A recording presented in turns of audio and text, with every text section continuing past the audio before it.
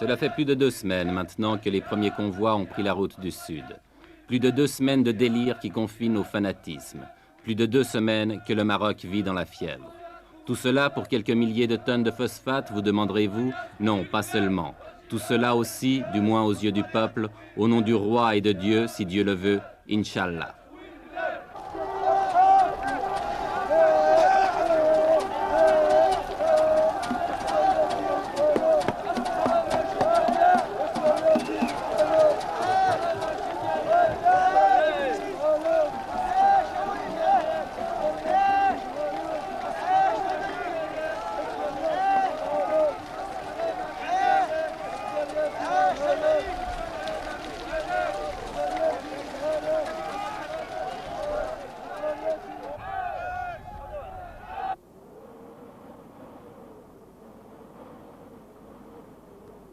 350 000 personnes lancées dans le désert, affrontant les vents de sable, reconnaissons que cela ne s'était jamais vu.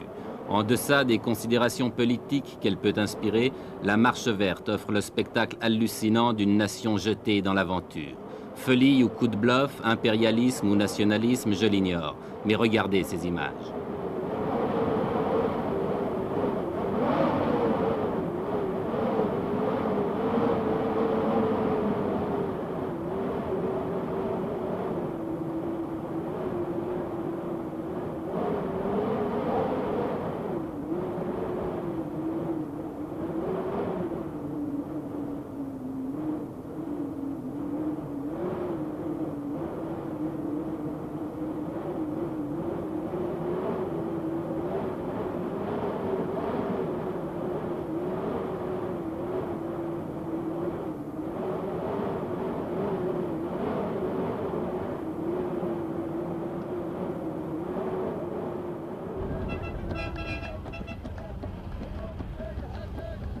« 350 000 personnes dans le désert, cela signifie 10 000, oui, vous avez bien compris, 10 000 camions.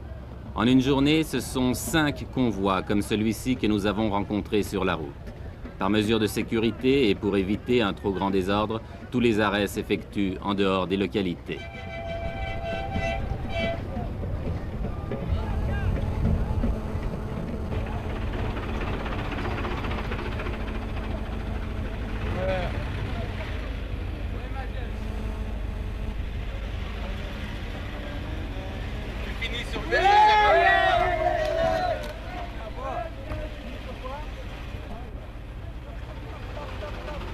Chaque fois que nous dépassons un convoi, nous retrouvons la même atmosphère, une atmosphère de frénésie.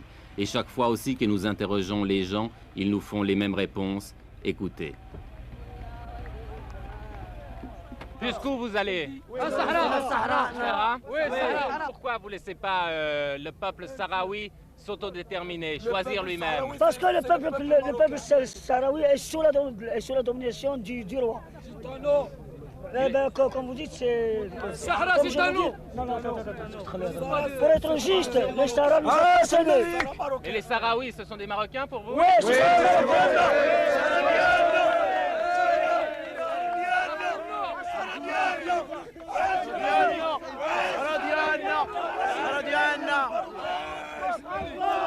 حسن اخو حسن ده الله اكبر الله اكبر الله اكبر الله اكبر الله اكبر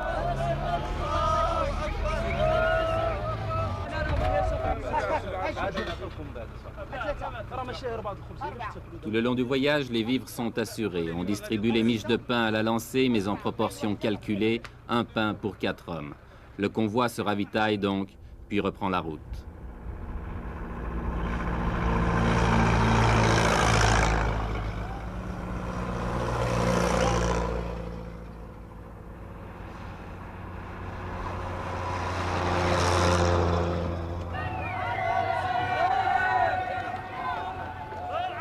Oui, tout le Maroc vit à l'heure de la Marche verte. Oui, c'est devenu une épopée nationale. Chaque traversée de ville en témoigne.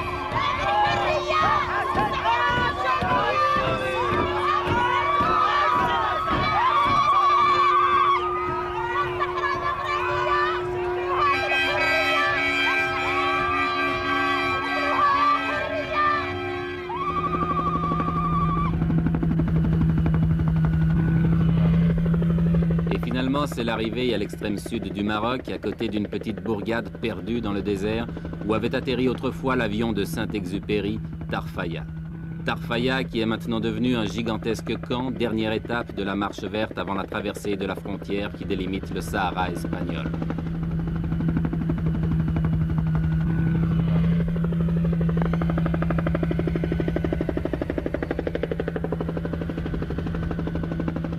Dans ces alignements de tentes et de camions, on s'est installé province par province.